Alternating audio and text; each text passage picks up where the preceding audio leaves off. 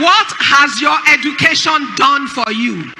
Your education has empowered you. Your education has opened your mind. Your education has taught you processes to be disciplined, to apply yourself, to think outside of the box. It's allowed you to see various options. But it does not define everything that you will be. It is only an enabler of where you can go to. It's only shown you, and if you listened very well to Bishop's speech, he told you that at 5 years, all this degree, in fact, in your generation, 5 years is a bit long, sir. Every year or two, your education becomes what? Outdated. Because things are changing fast in your generation. So you need to be on top of it. You must be open to knowledge. You must continuously learn.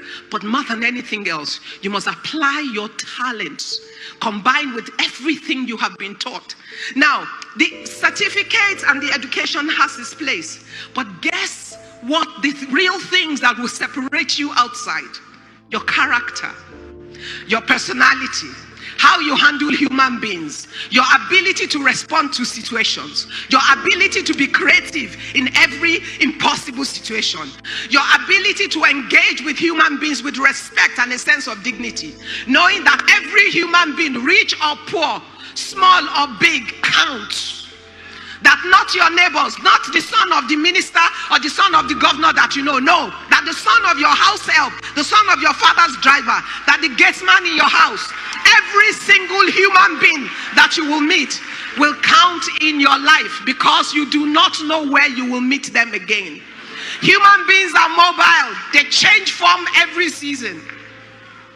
Thus, the rich or the poor man at your gate could have an exceedingly smart, naturally smart son who does not have your opportunity, but who is able to apply for scholarship into Covenant and get through it and apply through British Council for a scholarship to Cambridge, and comes through it and comes back and is the only graduate from their segment of their state. And when they are allocating something for their state, he becomes the star.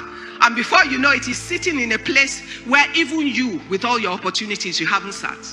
But if you did not greet him well before, because you think you belong to a certain social class, then you have missed the opportunity of a lifetime. Because human beings are mobile. You must treat every human being like a treasure of God that they are. Everywhere you will be in life, every place you will go, there will be a man or a woman speaking for you or against you. And it will be about when they encountered you, what legacy you left with them. So in your walk of life, realize that human beings count. And it's not about who they are now.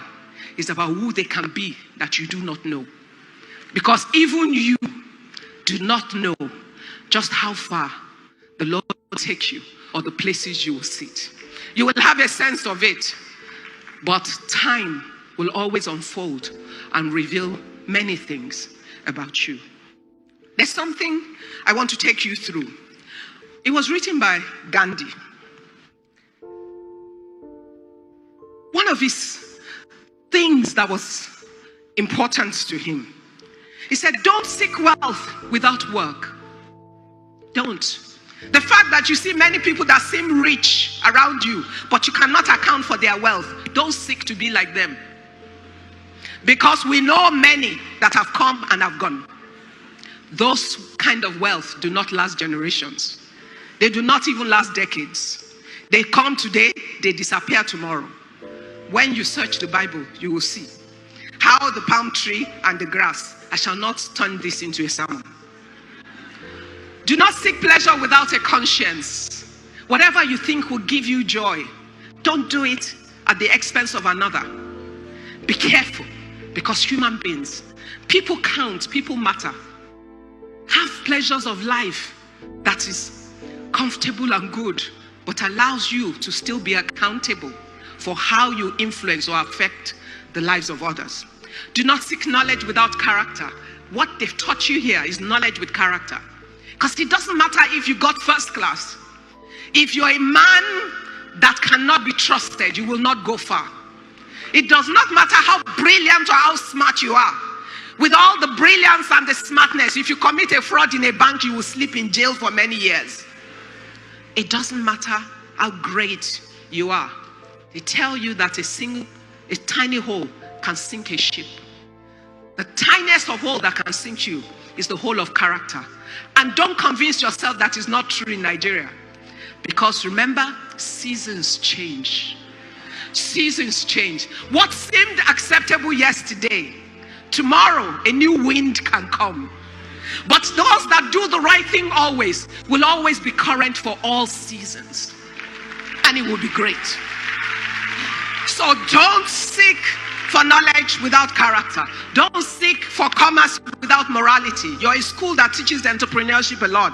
So don't seek to build business at all costs. Don't want to make profit off another man and forsake what is right and what is wrong. Do not seek science without humanity. Even as you innovate, always take it back to the influence and the impact of your innovation on your communities and on human beings.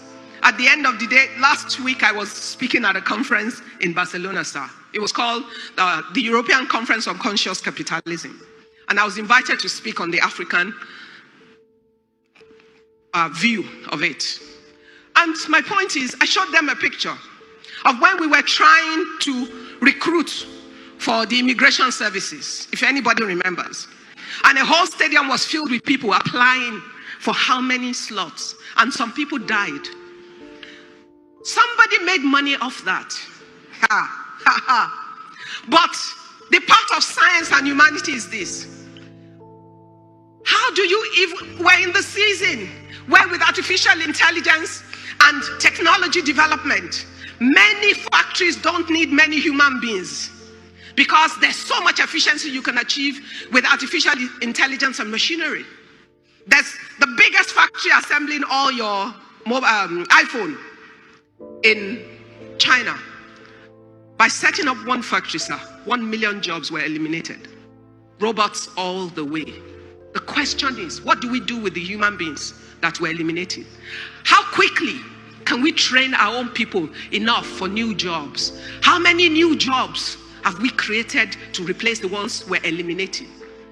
Even as every company has a right to seek efficiency, but at the end of the day, leadership, policymakers, and even us that are innovating need to have a conscience to understand science is meant to serve and enhance humanity, not to destroy it.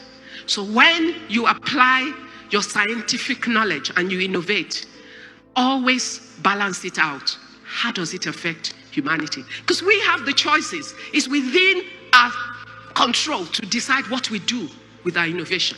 So I hope you be the generation of social scientists. Scientists with a social conscience.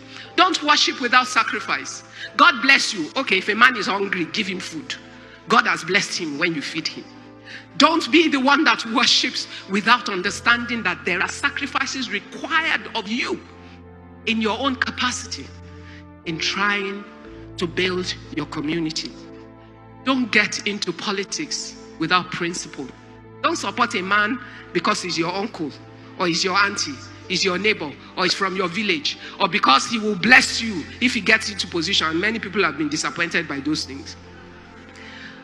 Let your politics be principled. Let it be based on what is right and what is wrong for the community. Why? Because when the community works, we all benefit from it. Remember, where you live, where you will build your businesses, where you will build your families, that is the community where you will live. And no individual can build the community.